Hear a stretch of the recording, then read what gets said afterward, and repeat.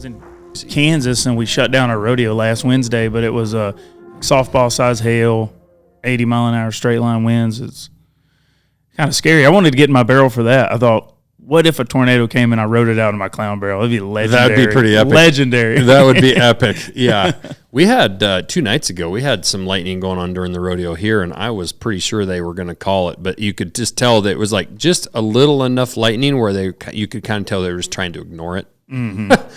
Where they were, and we were getting closer to the end, so you could tell they were trying to ride it out, which they did. When it, like at the rodeo, the rule is if lightning strikes, it's like 30 minutes. Right. So then another one, 30 minutes. So they'll strike cancel. Well, a bolt of lightning came down at the rodeo the other night, like a couple miles away, and the whole crowd goes, ooh, and then it hit several more times, and they just didn't say anything.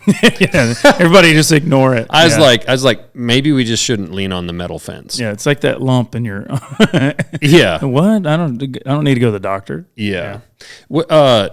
So how many days a year are you on the road, traveling, doing what you do? I'd have to do the math. I think I have like 175 performances this year. So there's 52 weeks. So think about that. I mean, that's a lot. Yeah, there's a lot. There's some of them like Fort Worth. It's 32 performances in 28 days. So you just stay in one place. But then there's other times where I'll go and I'm one off, like a one night here. I haven't been home since March.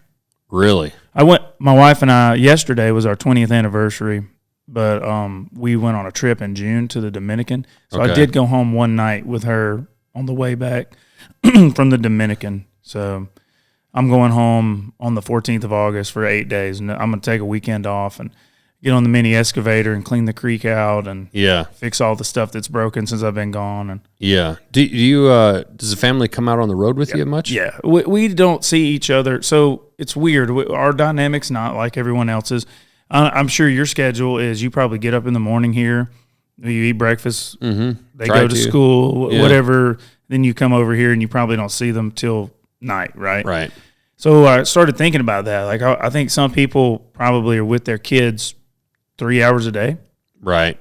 Yep. I'm with my kids 0 hours. And I'm lucky because I kind of work here, and like when I was a lineman and we were working 410s, if I had to leave the house here minimum by 6:30, probably more like 6:20, and then like you say, home at 6, kids are in bed at 9. Yeah, 3 hours. Yeah. So and that's there's people in some of these cities that commute a couple hours each way. Right. So, yeah. So when I am with them, we homeschool, so it'll be 16 waking hours a day the days that I'm home. So in the 8 days that I'll be home, I'll have 8 legitimate, other than sleeping 8 hours, I'll be with them. I mean, I might be outside and they could be at the barn or riding their horses, but we're sort of together, it's like, it's a good thing. I think it's just a lifestyle that works, right? Yeah. My wife is really awesome, and we've been together and been through so much that there's no fear of it breaking up or ever, like there's just no drama. It's just, right. She had cancer and then I had cancer, so because of those things, so there's no fear of quite a bond. Yeah, it's solid. Yeah. Yeah.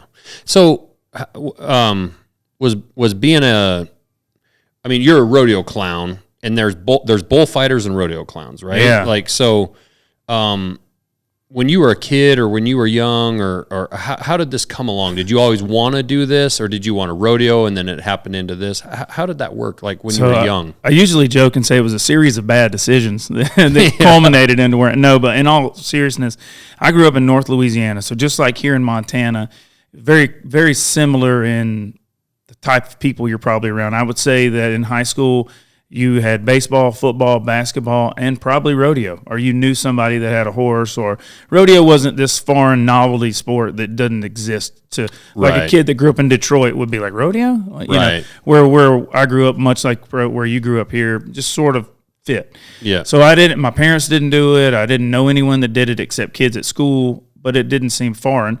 So then by the time I'm 15, 16, my mom started dating a guy. My parents had been divorced. There was an announcer. A few of my friends were riding bulls, and I'm a mile away from this church camp that had a rodeo arena at it, an old rodeo star there. He had just had a rodeo set up. So I'd go down there, and I'd get on steers and things, but I didn't own equipment, just playing around as a young teenager. worked my way through, decided I would want to be a clown really early. And that's all I've ever done for a job. I mean, I couldn't afford to live off of it at first, so I had other jobs, but yeah. So right out of high school? In high school even, yeah. In high school. So I have a really good story. My best friend growing up, he's a Baptist preacher now, and I was a year older than him, so I'm gone doing rodeos by now. And he gets in trouble one day at school, and the principal calls him to the office, and his name's Reuben. Said, Reuben, there's one job in the world for a clown. Matt Merritt's already got it. You got to straighten up. Well, he ended up becoming a Baptist preacher. So. Really? Yeah. That's funny. Yeah. It's what's for people that don't maybe know, what's the difference between being a bullfighter and a clown? Yeah, so I don't know how long you want to let me talk, but I mean, talk away, man. I can give you my theory. There's no real written history of it, but rodeo, like circuses, one of the only forms of entertainment that rural America would ever have. A train would come through town, and they would unload the tents and the trapeze and all that circus. So, right, they were going around doing that. Rodeo sort of invented about that time. Rodeo was not really an organized form of entertainment. It was more of a competition. And they started deciding, man, people are showing up to see this. Let's make it fun. So there was probably a guy that was opening the gates, like your guy that's working here, and he might be fighting bulls if a guy got on, getting their attention. And they were like, they had seen at the circuses where the clown would come between, act 1 in ring 1 and act 2 in ring 3, and they would fill in. It would do some comedy. So I'm almost confident they just dressed a guy up like a clown and said, hey, do something silly while we're getting ready for the next part. Entertain the people. Yeah, just keep them busy. Right. And at that time when it all started, and not very long ago, you fought bulls, you told jokes, you did acts, you probably had a donkey that did tricks, like you had all this stuff. And then over time, it kind of compartmentalized into people that had their own discipline. So a bullfighter, to answer your question, every time a guy gets on a bull, he has to come off that bull. He either bucks off or rides him and jumps off. Right. So he has to get between the rider and the bull. Then my job is barrelman and entertainer. So in bull riding, I am out there, I'm in a barrel, and I know that's like, what? Why would you do that? It's stupid. Well, really, there's actual purpose for it. In a large arena, if a bear's chasing you like a grizzly, you're going to want a tree to climb or something to get behind, right? Right. I'm that tree. I'm mobile with that barrel. I can lift it up and position myself. And I've got some videos that I'll share with you guys. Maybe you can add it to the video element of the podcast. But I just place myself in between the rider or the fighter in the bad situation. And then, of course, comedy is really what pays my bills. So rodeo inherently has a lot of downtime, and I just fill that downtime with some form of entertainment, and right. That's probably the most challenging. I think a lot of people are willing to get ran over by a bull, but not a lot of people are willing to fail on a microphone because it's embarrassing when it doesn't go good. Well, yeah, I mean, obviously Rogan's most popular podcaster out there and talks about as a comedian going up and bombing, right? And you're exposed right in front of everybody, and you try stuff that works, material that works and doesn't work. And it's interesting because you are a comedian that then also, you're a dressed up comedian that also has a 2,000-pound bull that can possibly so unique job. I know so I'm a member of the PRCA and I work PBR, so I'm an independent contractor. I work all sorts of events. But at the PRCA level, we have a meeting where the barrelmen and bullfighters would go, and we talk about this year and can we make any rule changes and whatever. Sort of like our union, basically. There were 101 cards sold. I might be off a little bit, but I think it was 101 cards sold to barrelmen.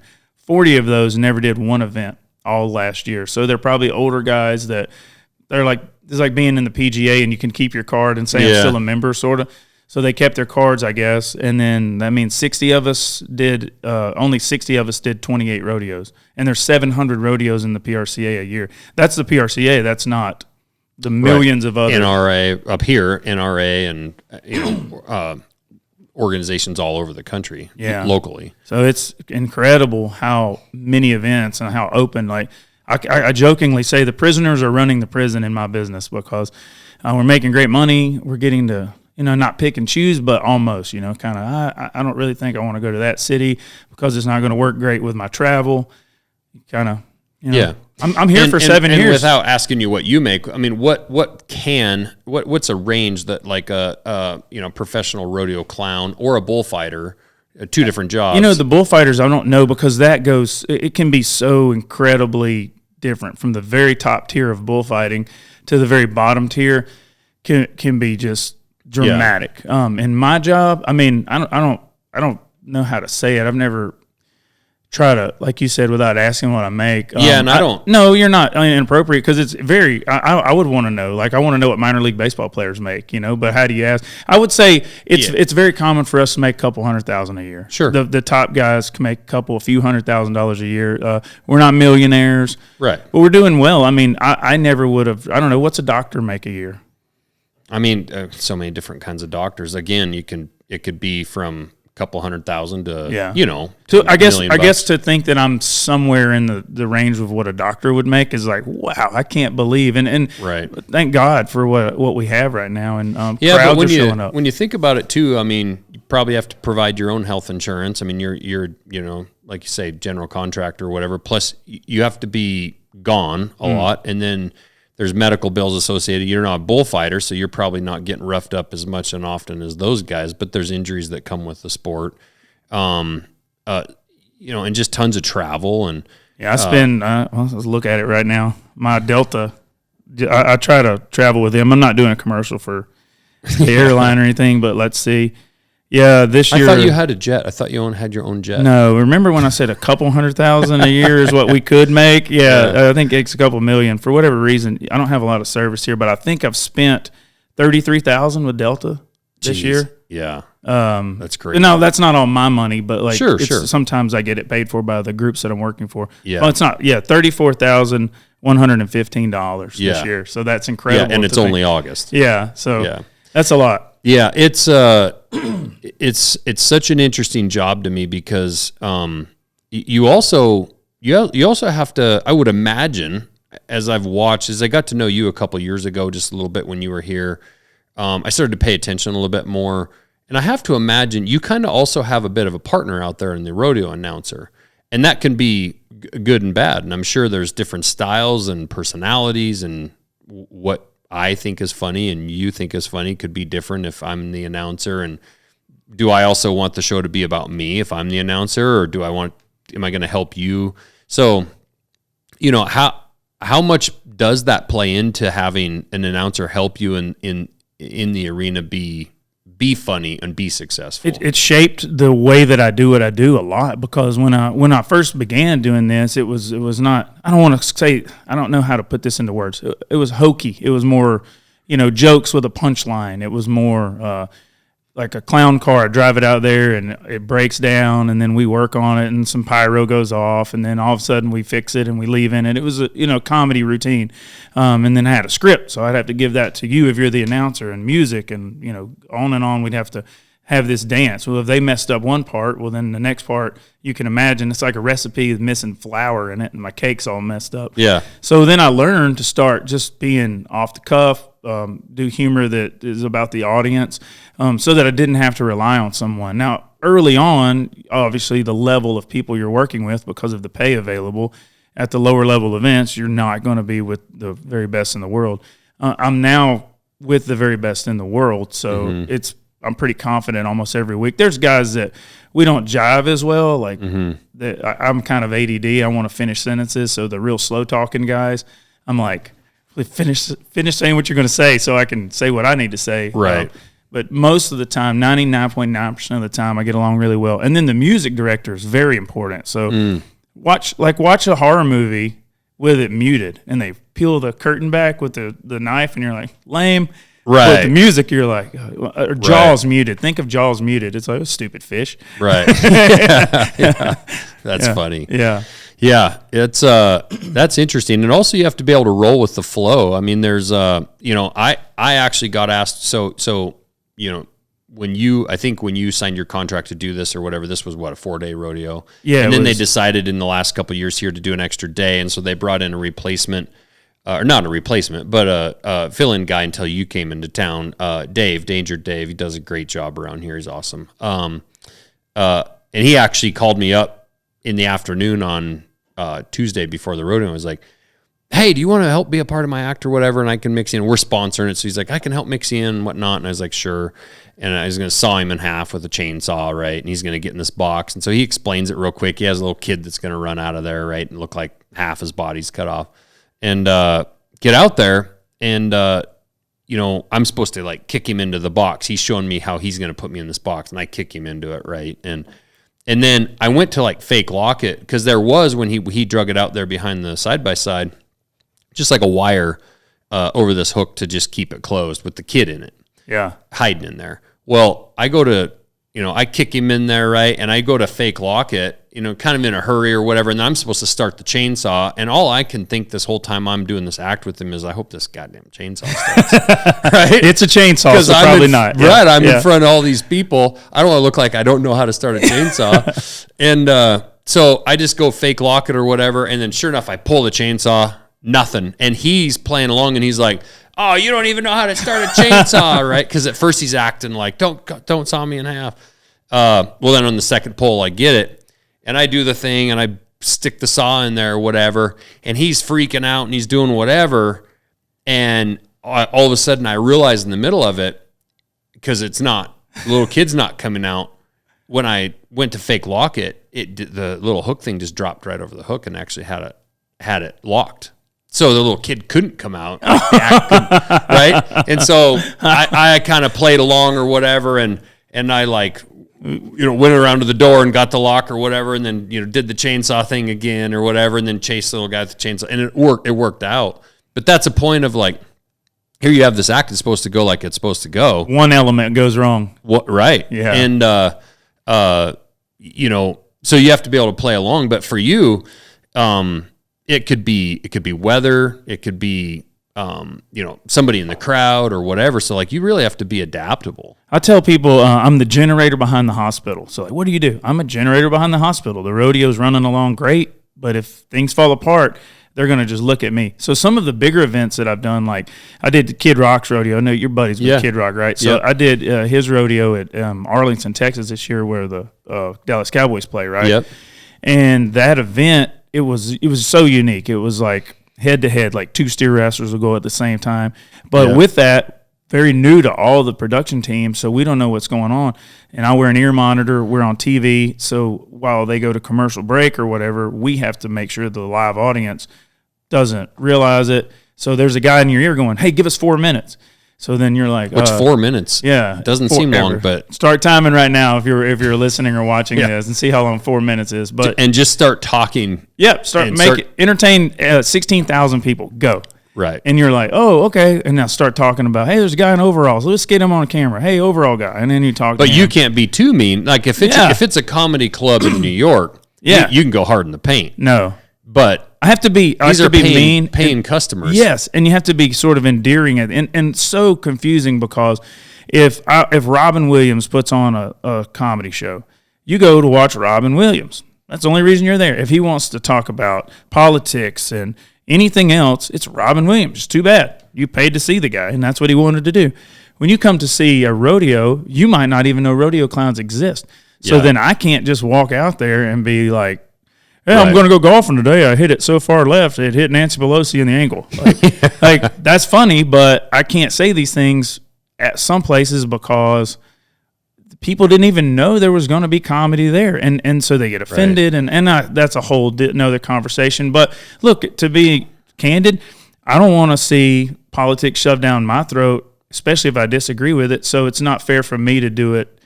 It's a fair, somebody bought a ticket. Well, and there's a mix. It's like tonight, if you have to perform tonight, and like you say, mix in a political joke, maybe a right and maybe a left or something like that. A couple jokes throughout the whole night, no big deal. But if your whole act's politics, a lot of times people are going to a rodeo to get away from life. Sure. Just stress of the job, turn the TV off, let's go to the rodeo and watch these guys ride, watch these gals rope. And then they hear politics stuff all night. I can get it. But there's also, and this is really a great example, the rodeo you're at is in a more liberal place. Sure. Like Missoula's definitely more liberal than... I watched Dave perform out in Superior, Montana last week. Superior, Montana, pretty hard right, small town, loggers, ranchers, farmers, they're all about Nancy Pelosi being made fun of. Yeah, yeah. And so he knows where, and I watched him in Missoula the night that you weren't here.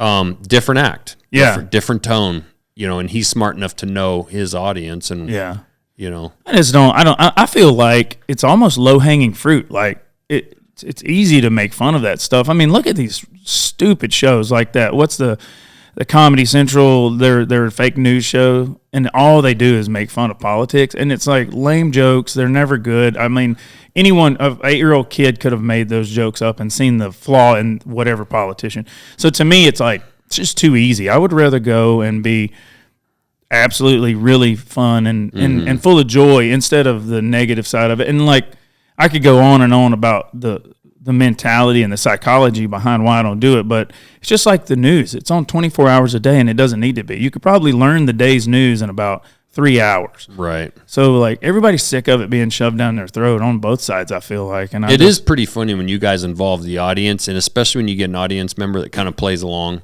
Yeah.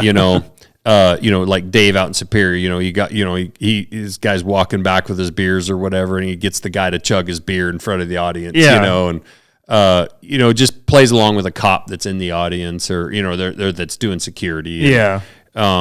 It's fun because, here and there. And I think generally you guys are pretty good at gauging if you say something to the bald guy that's walking by and you call him Mr. Clean and he's all about it and stops and wants to partake. And then you can also tell when someone's nervous and doesn't want to, and you don't push it too much harder. Yeah, I try to be careful about those things. And I try to encourage people to live their best life. I don't know how you feel about life, but if you went somewhere and there's a big rock leaning out over the bay and there's some other people jumping off of it, are you going to jump off of it and have a great time and just live your best life? Probably. Yep, but if you leave and you don't, you're going to be like, I kind of wish, just because I'm 60 years old now. I remember when I could have jumped off that rock in Greece or wherever I was.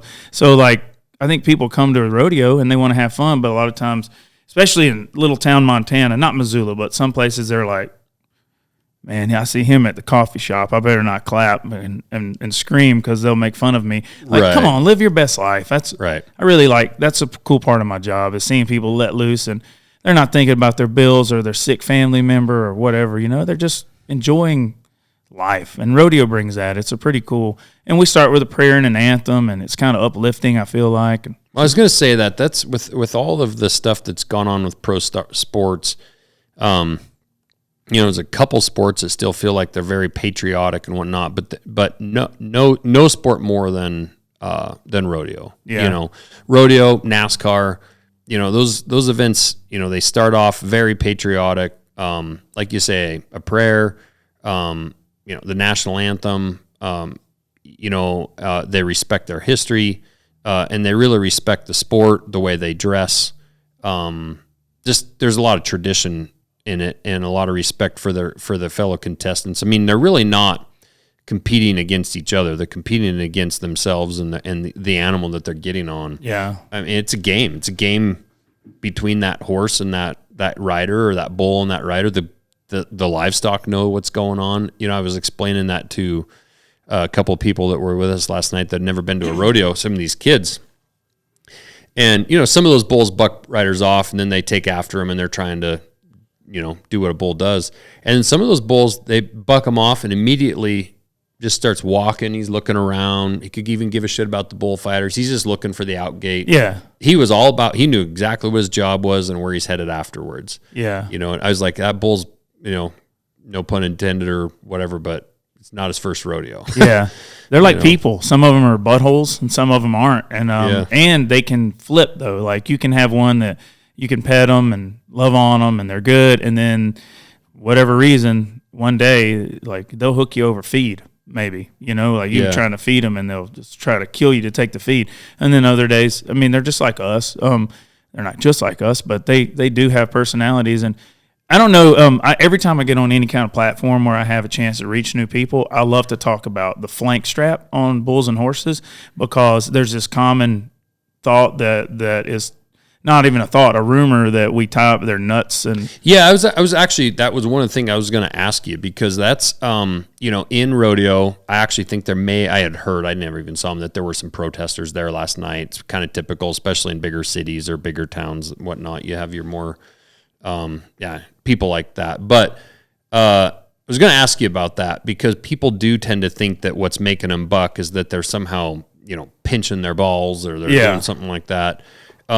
Please do explain what the flank strap is. Why are they standing in a pen in the back, just hanging out, and 10 minutes later they're bucking like crazy? Well, I would start with the fact, and I use the word fact very strongly, the fact that every animal with 4 legs has different canter, walk, trot, canter, run, buck. Buck is a normal gait for a 4-legged animal.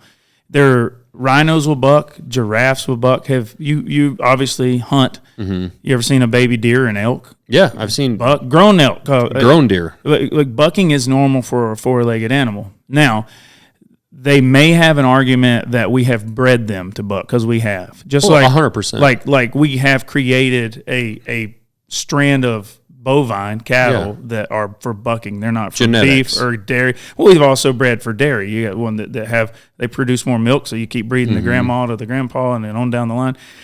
In the buck and bull industry and the horse industry, we've bred things that buck to make bucking stock. And they love to do it. And I know people think that's crazy, but it's always so funny to me that I've been in so many. I've posted. You can go back on my social and look, and I've tried to talk about this, and then they'll come on there. I hope your wife gets raped, and you should be murdered. And I'm like, guys, like I'll tell them right then. Love you as a human. Let's talk about it. Let's quit throwing assumptions around. So anyway, if they're actually interested in facts, yeah, but they're not. They want to just go off and fight you. But anyway, 4-legged animals, they do all those things. Bucking is one of them. So we put a flank strap on. Are you wearing a belt right now? Mm-hmm. All right. So where your belt is, I have one on too. It's in the same place that we would put it on the animal, not around any of their. A lot of the horses we buck are mares, which is female, for anybody that doesn't know what that means. So they don't have testicles to wrap a rope around. So you put it around their waist, just in front of their hips, up towards their belly, on their flank. That's why they call it a flank strap. Tight enough where it won't come off, but loose enough where they feel like it will. So let me back up a little bit. You can put a bucking bull or a bucking horse in a bucking chute and let them out. No person on them, no flank rope on them, nothing. Just naked animal in the chute, and they're going to buck. That's what they do when they come out. It's like their thing. If you put a guy on one and you buck a bull with no flank strap, a lot of the times they look like a balloon you've let the air out of. They're just all over the place. Smooth Operator was a bull that Chad Berger owned, and he tore his pelvis from his spinal column bucking. He was that strong. So I'm getting somewhere with this. They're so powerful. If their rear end turns left and their right end, their front legs go to the right, they can torque and hurt themselves.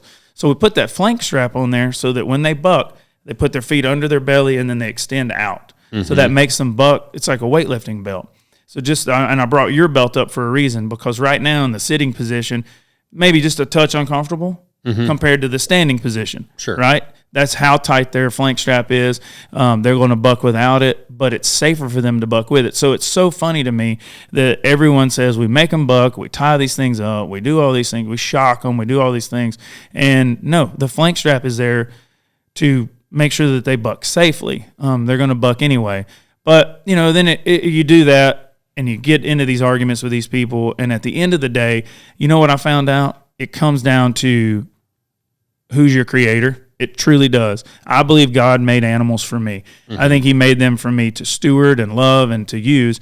And that means eating them and taking care. I know that that's hard for people to understand, but we use animals and we take care of them while they're here. And we make sure they have a great habitat to live in, and we move on. Some of them are for, you take a dog out bird hunting, they're to retrieve birds and do their thing. And that's what they're genetically bred to do as well. Yes. Hounds are genetically bred to use their noses and chase stuff. Horses to ride or to use in that way. I mean, it's just, it goes on and on and on. I'll also say, I've had the good fortune to get to know, Matt Sharping with Phenom Genetics, Wade Sankey, those guys. They're the stock contractors. They provide the stock for the rodeos. And they don't just raise these animals up to a certain age and then force them into a chute and and tie a tight belt around them and kick them out and expect them to do their thing. They start to help these animals and train these animals and make them understand, first of all, that the chute is actually a very safe place. They don't vaccinate them in there. They don't stab them with needles. If they have to even do like vet work on them, they'll do that in a separate area because they don't want that chute to not be something that the animal's afraid of, a negative. It's a positive. They'll run them in there and then just let them out. And also teach them, especially the good stock contractors, will also then teach them where the out gate is, or helps them understand, especially if it's a center out or whatever. Some of these rodeos, even like ours, it's a side out, so some of those bulls and horses aren't. And they have to go under an announcer stand, and to those animals, they're like, what is this thing above my head? Is it okay to run through this gate? Yeah, and playing loud music and just some of that stuff. So they start to train these animals that it's safe and whatnot, and then they even use like remote operated dummies where they'll kick that calf out and let him buck 1-2 times and buck it off, because that's actually a reward. Just like training a dog to retrieve, you throw that dummy 3 feet, you let that puppy bring it to you 3 feet. Yeah, you're not throwing it 100 yards. Yeah, and so they build into that, and that bull realizes, I'm going to come out there, buck like crazy. This guy's going to fall off, and I get to go back and head back to the pen and get some grain. And it's all their life is unreal. I mean, they eat and they breed and they buck, and then so like imagine if the rider stays on. There's an 8-second ride. He's in a chute 30 seconds.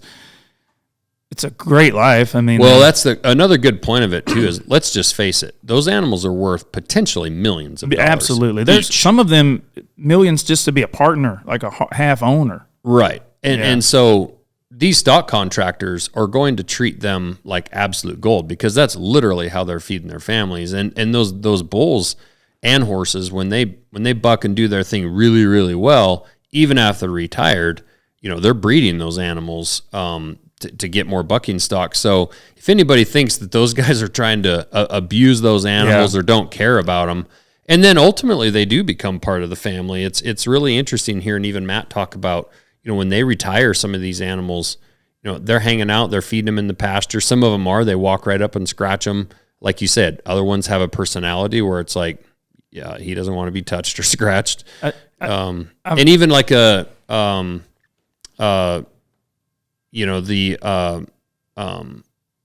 bull rider, JB Mooney. Yeah. I had the really neat fortune of watching JB ride here last year, and got to hang out behind the chutes with him, with Matt. And he came out and made an amazing ride. Nobody else had rode. He rode. He won the rodeo. Really neat experience. In a week, 10 days later, he broke his neck. Yeah. And he called up Matt wanting to buy that bull, and Matt was retiring him anyway, and Matt just sent him down there. And there's an interesting kinship between even the riders and some of these animals and the stock contractors, and how much these animals mean to them. You think about that. JB Mooney's the Michael Jordan, absolutely, of bull riding, of rodeo. Yeah, I mean, he's the face, Western sports and a whole of rodeo. Yeah, and that bull ended that man's career, and JB Mooney said, that bull was doing his job, and JB didn't quite do his job well enough that night and that day, and that's how it ended. But JB still loves that animal enough that wants to have him, which is really cool. I mean, would a motorcycle guy, like a motocross guy, wreck his bike and then get mad at the bike? Kind of how I feel. I know that's probably apples and oranges a little bit, but the mentality is the same. It's like, that bull did his job, and JB got just a little unlucky, and I'm sure he's hit way harder in his life than he did at that moment, but that's what happened. I read a Ernest Hemingway book called Death in the Afternoon. It's about his trip to Spain in the 1920s, 30s, and he explains it the best, talking about these animals. And I'd never thought of this because it's so hard for people from outside of our world to get it, But they get dogs. So the analogy is a Labrador and a wolf the same? Not the same. Not the same. But from the outside, there's a couple dogs. Right. Put them in the same room. They're good. They're dogs. The wolf will leave and the Labrador will not if you put them in a room together. Right. Bucking bulls, Spanish-bred fighting bulls from the Iberian Peninsula, bucking horses, there's a different level. Different than Hank's steer at the fair. They're not the same. Yeah, Hank's steer, yeah. Although Hank's big enough to handle any animal. I haven't seen him in 2 years, and I was mind-blown. Like, looking up at him. Yeah, he's a big boy. Yeah, he's a big kid. But yeah, they're different. So I would like that point to be made. Thank you for letting me talk about the flank rope and the animals, because I'm sure your audience is probably much more educated. But every person that we can talk to, it's good, because they're just people think they know things, and their cousin told them that they tie their nuts up with a rope, and that's it. And the same goes for the guys and gals that are riding horses as far as like the timed events, like roping, right? Those horses, they're bred for it. Those quarter horses are bred for what they're doing. They love it. You see how amped up they get. You watch these chicks coming out to run barrels, and those horses, I'd be scared as hell sitting on that horse coming into that arena, because it looks like they're wanting to buck them off and whatever, and they're just so jacked up to go get to run fast and do what they want to do. It's really, really cool. But again, you go inside of some of these horse trailers where these people are keeping these roping horses and how they're taking care of them, because they're living on the road. Yeah. You at least fortunately get, for a fair amount of your stuff, get to have a Delta ticket. Yeah. These guys are driving and hauling their horses and hauling their feed. And so taking care of those animals is absolutely top of mind. They're partners. I mean, it'd be like if you and I got in a truck right now and drove from Montana to Virginia. Yeah. Well, we're partners, and we're traveling together. We pull into the gas station. I'll go in. Do you need anything? You pump the gas. That's how they are with their horses. They pull over, they get them, walk them around, and they feed them, and they stop places. And frankly, they are actually with those horses maybe more than their own spouse or their own kids. And after 20 years of training that horse and then having that bond, when they do finally lose that horse, I mean, it's a family member. Yeah, it's bad, man. I have 2 daughters, and I don't even know how many horses. My one daughter, she's starting to rodeo like me and perform. She trains horses and does something called Liberty. But it's so interesting how, like, my youngest lost a horse pretty recently, and the horse was like something, I don't remember exactly, but like 38, which is ancient for a horse. That's old for a mule. Yeah, it's not even supposed to happen. But it was just sad and big letdown. It's not like it's the same as for people that are lose dogs. Yeah, right? It's your partner. I mean, it's just not easy to own a horse, so not everybody can relate. It's like just don't know what it's like. Everybody can go buy a bag of golf clubs and go play, It's not the most expensive thing ever, but horses are expensive, and land and fence, and right. It's an experience though that I'm glad I'm able to have my family in. What's your relationship like with the contestants as the rodeo clown? Because it's also probably a little different than the bullfighters. I mean, the bullfighters, and we'll talk about them in a second, but I mean, there's a kinship between those bullfighters and bull riders that's probably hard to explain for people, because they're literally saving their life. It's almost I would say that one's almost a military type thing. Yeah, I never want to compare us to the military, because they're top. Like, anybody that gave service to our country, I'm in my mind above everything. But I think the experience that they might have, the band of brothers type thing, because you're trusting that guy's going to come in and do everything he can to save you. Yeah, you can ride a bull with inhibition in the wind, just hanging it all out there, competing for your life's dreams. And if you land on your head like JB did or whatever, happens every night, some guy's going to jump in between you two and get the bull away from you. So their bond is quite different. And then my relationship with contestants it's unique. So, like, some of them, it's just all over the board. Like, there'd be breakaway ropers that, for whatever reason, I've ran into them in a hallway at a rodeo and give me a high five, and I get to talk to them, and my wife knows them.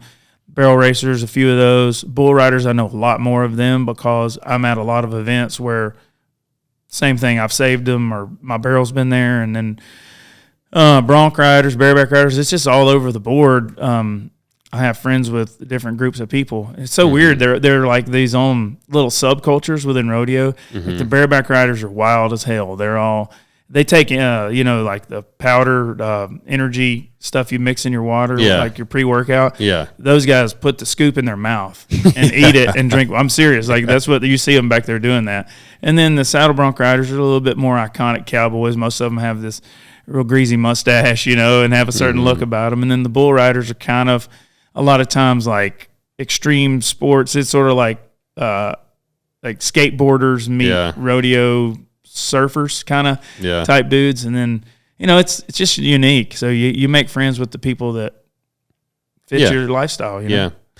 With, with there being a difference between a rodeo clown and a bullfighter, at what point, generally, you're kind of, I'd say you're out of the shit, right? You're out, you're kind of on the outside, you're entertaining the crowd and whatnot.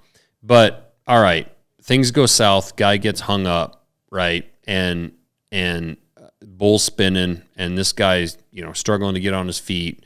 He's getting stepped on and ragdolled, and those 2 or 3 bullfighters go to work trying to undo that guy. Are you running in at that point as well? Where does the clown turn into the bullfighter, kind of situation? Yeah, so every scenario is quite different, and you can't even really explain them. But like the scenario you just described, guys hung up to the bull. I'm probably gonna pack the barrel up there close. I don't want to get too close because his hand's in the rope, so he could be getting spun around and hit the barrel. Yeah, and so I don't want to cause a bigger wreck. However, when he comes off, he might be disoriented or whatever, so I need to be close enough. He can hide behind me, or I can take the shot instead. In Reno this year, I had a really cool experience. Brady Portnier, a bull rider, he got thrown off, and he kind of landed away from the buck and shoots close to me. And Dusty Tugnis and Cody Webster were fighting bulls. They're 2 of the greatest ever. Legends. Yeah, so they kind of start fighting this bull. One of them would get his head, and the bull would spin around. And the next one would get in front of him. And I pack my barrel, and I tell Brady, he's behind me, so just walk with me. So we start. Yeah. And we walked out of the arena backwards, and he was like, that was cool, man. That was really – I've never had that, and I was really proud of that because I was able to keep my cool, and I protected him as we walked away. If a guy gets knocked unconscious, then you want to – so depending on the bull, if he's a really mean bull and I go up there and the guy's down and I put my barrel right beside the guy, well, I could be asking the bull to come over now. Right. So I might want to get a few feet away and be ready. So if the bull comes, because bulls, everybody thinks they're red and they're colorblind. They go off movement. So if I could just wait till the right time and actually get up and move my barrel, maybe that bull keys on me and doesn't see the unconscious guy laying there or doesn't want to hit him.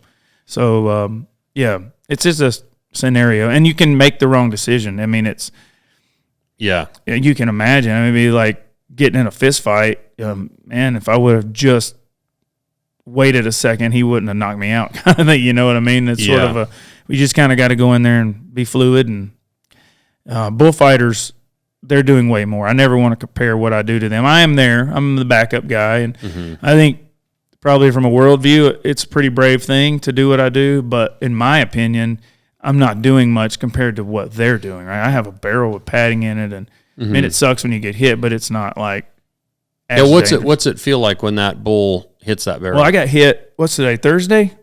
Yeah. Tuesday night, I was in Loveland, Colorado. The night you were shaving or cutting a guy in half. Yeah. I was in Loveland, and I got popped pretty hard. I can show you a video of it. But bull called Mount Everest, and they told me, the bullfighter said, he's going to hit you hard. Just know it. And he did, and it hurt my knee and my right elbow because the way I was laying, that's where I took the impact. I've had barrels get dented before. I got knocked out in Fort Worth a couple of years ago. I can show you that video. It's like a car crash, sort of. Yeah. Probably 30, 40 mile an hour hitting a tree. Yeah. So the inside the barrels are kind of padded. Yeah. How do you have something to stand on? How do you keep your legs in it? I mean, you curl them up. Just curl up, and so if you get knocked unconscious, then you're kind of hanging out of it at that point. I was goofy that day. And he rolled me after he hit it. Just kept rolling all the way to the fence. So that one wasn't that great. But the bottom of I have 2 barrels that I own, and like the one I'm using here is Danger Dave's. From here because I had to fly here and couldn't drive. So mine are airplane grade aluminum. They probably weigh 90 to 100 pounds. 2 years ago, you had Flint's here and you couldn't even get in. Yeah, Flint's a tiny man. I have no idea. Yeah, he has never taken the tape off of his for 30 years of a career. He's just filled with tape. It weighed like probably 240 pounds. Mine are like said 90 or 100. Yeah. And the bottom of them have this bit of an oval shaped opening for my legs so I can carry the barrel. It's not a square hole. Okay.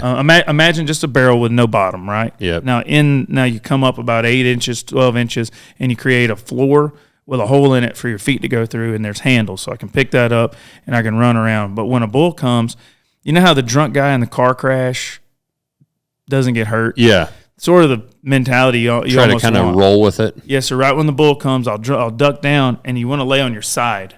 You don't just sit, because if I sat, now my head's at the top of the barrel, and if he kicks over and his feet come in, he's going to hit me in the head, and I've had that happen. So you want to lay down on your side, and you push your knees and your hands against the wall opposite of you.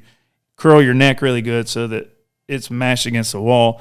And then when those bulls hit you and you lay down, so I'm in the barrel laying sideways, so now I'm rolling. I'm spilling water all over your table. That's all good. But you roll this direction, right? So I want to be facing the right way to do that. And then, it's one of those things. And also, I have to move so the bulls can get in the end of them. In Pretty Prairie, Kansas, I had one punch me in the ribs and the arm. Got a horn in there? He got in the end of the barrel, yeah. Actually, Jake Welker, who's fighting bulls here, he had the barrel, and the bull just took it from him. He hit it so hard. So, it's just you have to be moving and thinking, and the more loose you are, the better. If you tighten up too much. How often do you, because the crowd loves to see the barrel get hit. Yeah. So often bloodthirsty. How often do you try to get hit? I don't ever want to get hit, being honest. Like, I do it because it's part of my job, and it does feel, it's kind of fun. Like I was saying, I want people to live their best life. That's part of my life that I'm like, I'm alpha. Like, it's cool. I just did something fun. But it hurts and it's scary. Comes with a risk. But it's also like, man, it's cool to do risky stuff, right? So, what's the worst you've gotten hurt, doing your job? Well, back in the day when I used to do all those clown acts were like scripts, I caught on fire one time. That sucked pretty bad. Really? Yeah, hang on. That's not how Let me have a sip of water while I talk about catching on fire. Yeah.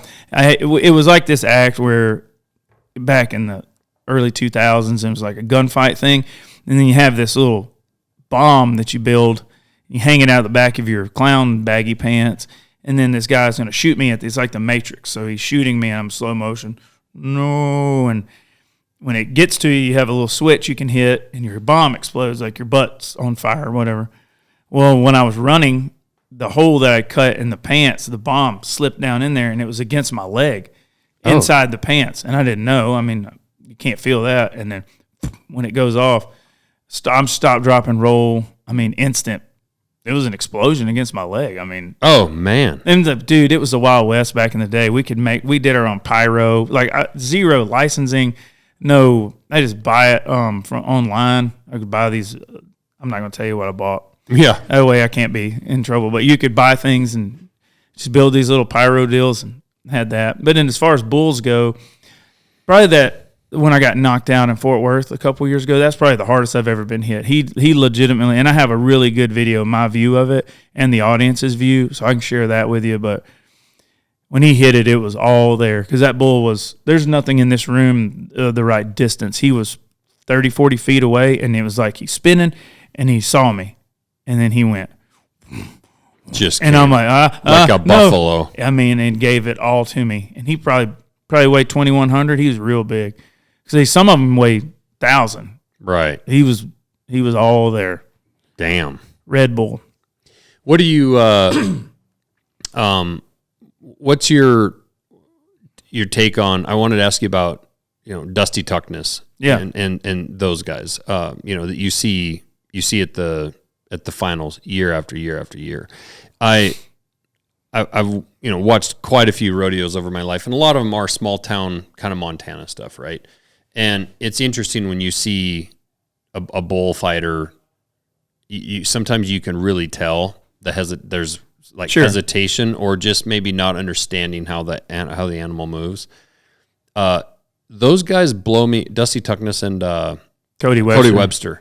It blows me away when you see how in tight to those bulls they are, and how little movement. It looks like they're just standing there flat-footed next to a bull that's doing its thing, and it's like a hurricane that's happening, and there's a person standing next to it, and they're making slight movements, and those bulls will kick, and those feet are right by their head and whatnot, and they're just like moving around, and like it looks like slow motion, even though I know they're quick as hell. And And then I see other bullfighters at rodeos where they're moving much faster than those guys, but actually being way less effective and not actually, they're learning. They're not at the level that those guys are at. Yeah, I think God gives you talent. A lot of us are born with the talent that God gave us, maybe a way about us that makes us good at a certain thing. And obviously God gave those guys a talent. However, they've worked for what they have. Cody Webster's been fighting bulls since he was a kid. I'm talking like little, like probably like call the government and tell on his parents for allowing him to do it. He was so little. Right. Like just been around big bulls, spending time with cattle, and Dusty Tuckness has taken more hits than anybody can imagine and earned those guys. And there's more other guys too. Those are obviously two of the greatest that will ever live. But there's other guys, and it's time. I mean, out here in your yard, you have some those archery targets, those 3D targets. You probably shoot your bow a lot. You probably could walk out here and it's about 50 yards. Send one down. Well, a new person, they might even deer hunt and things with their bow, but they need to get their rangefinder out and do a bunch of more stuff, and they're doing the same thing you're doing, but you've practiced enough. It's just more natural. And I think that's these guys. They're around cattle, and they just know.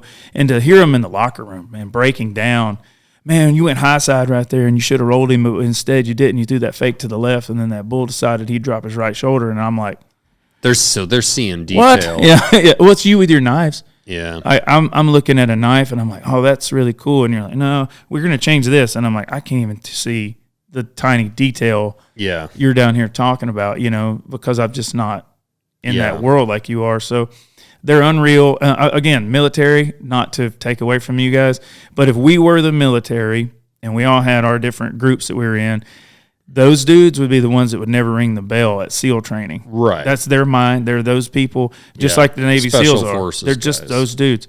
I'm ringing the bell, right? That's the way God made me. I don't think I could make it through those things, but they get up. I don't know about that, but I think you've got a level of dedication to your craft, and it was just a different path. But it's still because you're at the top of your game. You're one of the top dudes in the country at what you do, and they are at what they do.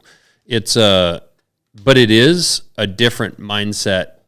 There's that amount of talent, and then there's just throwing yourself on top of the head of a bull, with horns. Like that's just a whole another mindset that even very talented guys might not necessarily have. And I've seen him do it many times at the finals where a bull is about to get a dude. I watched, I think Dusty, I don't know if it was this last year or the year before, bull rider was basically right pinned up against the chutes, I think sitting back kind of on his butt in the situation that he was in right at the moment. And the bull was coming for him.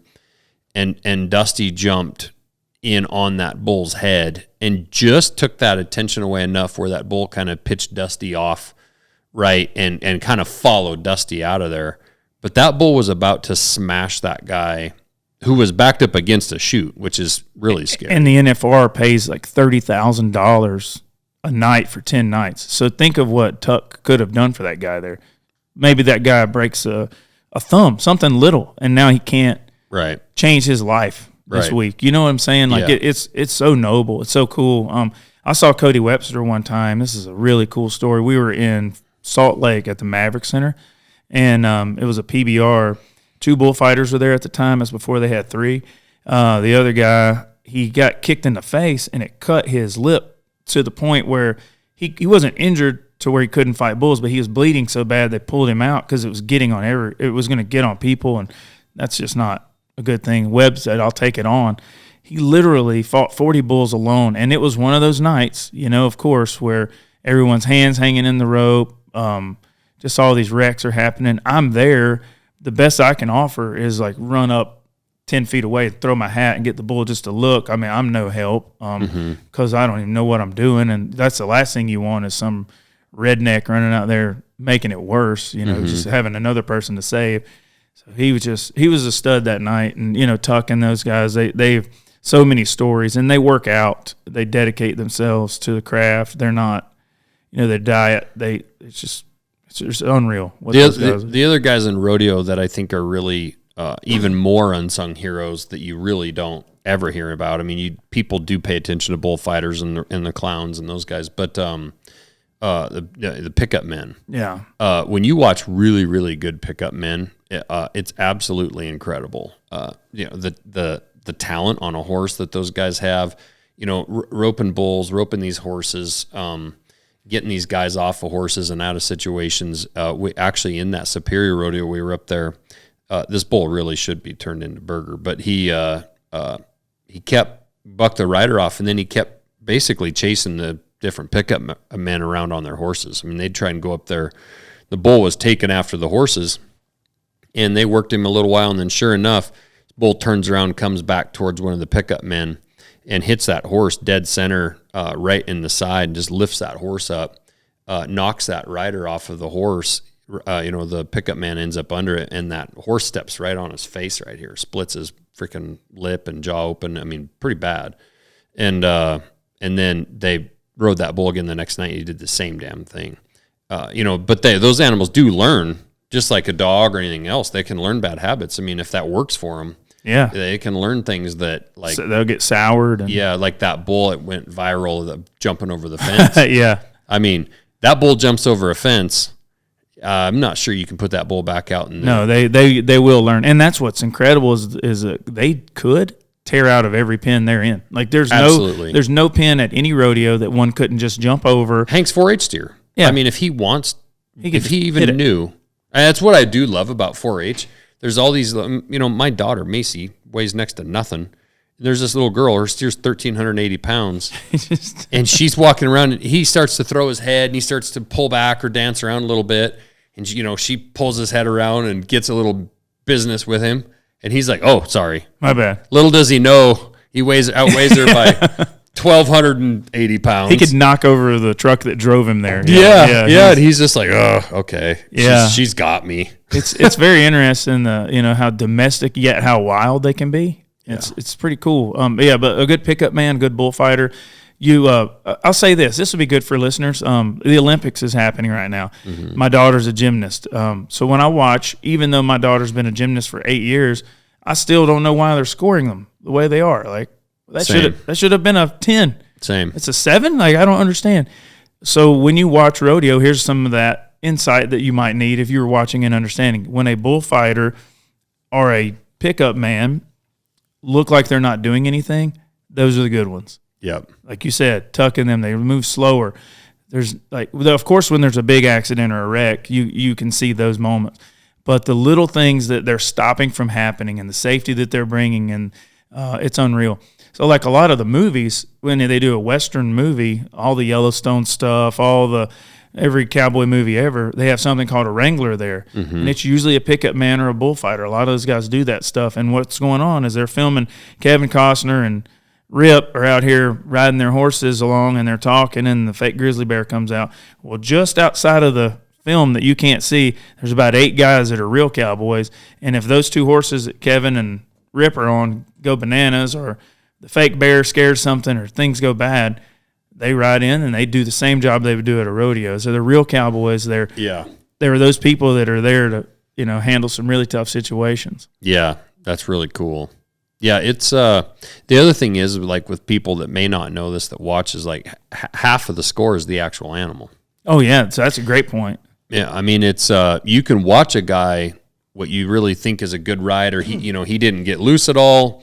He's spurred, marked it out, and he spurred it all the way to the bitter end. Shaps are flying, and he scores a 78, and you're like, what the heck? Yeah. But when you watch that animal in slow motion, maybe he wasn't really finishing his kicks. Maybe he came out and he ran 3 or 4 jumps before he actually started bucking, or he quit bucking at 7 seconds hard.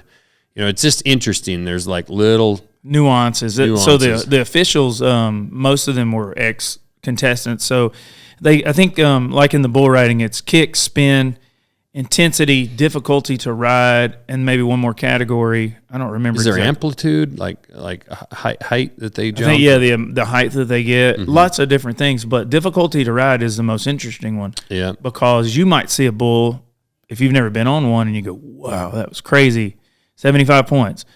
Because it might have been easier to do than you would have imagined if you haven't experienced Yeah, if it. that bull comes out and just spins like crazy, but he's relatively flat and he doesn't change pace or direction. Kicking, yeah. Yeah, and he just spinning hard, but if you watch the back of that bull, he's relatively flat. I mean, easy for me to say. I No. get tossed out of there like crazy. But to a professional bull rider, that might actually be pretty dang easy versus that thing spinning hard, and then all of a sudden in the middle of it, he decides to take a big leap forward. You really want one to kick, to extend their feet. So when they do that, like if I'm riding a bull right now, they poke their chest out and they push with their hand as the bull's head goes down and their feet are up. You would be here.